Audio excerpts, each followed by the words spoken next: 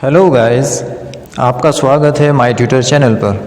आज इस वीडियो में हम आपको बताने जा रहे हैं एक ऐसी ट्रिक जिससे आप कभी भी नहीं भूलेंगे कि इलेक्ट्रॉन, प्रोटॉन और न्यूट्रॉन की खोज किसने की थी।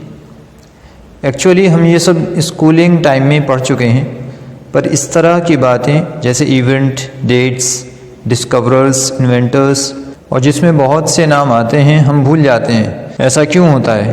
क्या कभी आपने इस बारे में सोचा है? नहीं ना?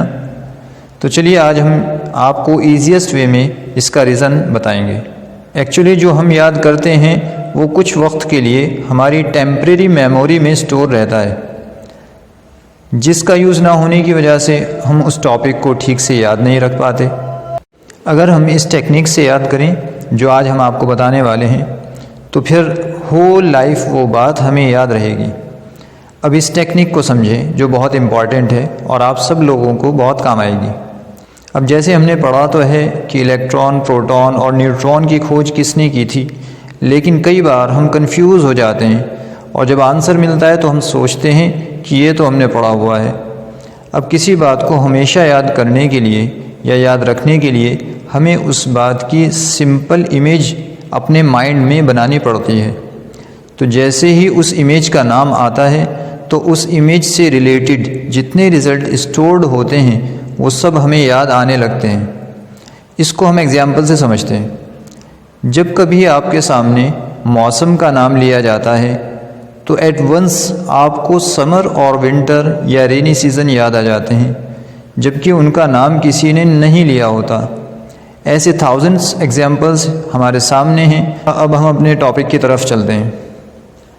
अब मैं टॉपिक से रिलेटेड आपसे एक सवाल करता हूँ, सिर्फ आपके माइंड में इमेज बनाने के लिए, जिससे वो बात आपको हमेशा याद रहे। तो शुरू करते हैं। क्या आपको नाचना आता है? क्या आप ईंट पर नाच सकते हैं? आप सोच रहे होंगे कि ये कैसा सवाल है।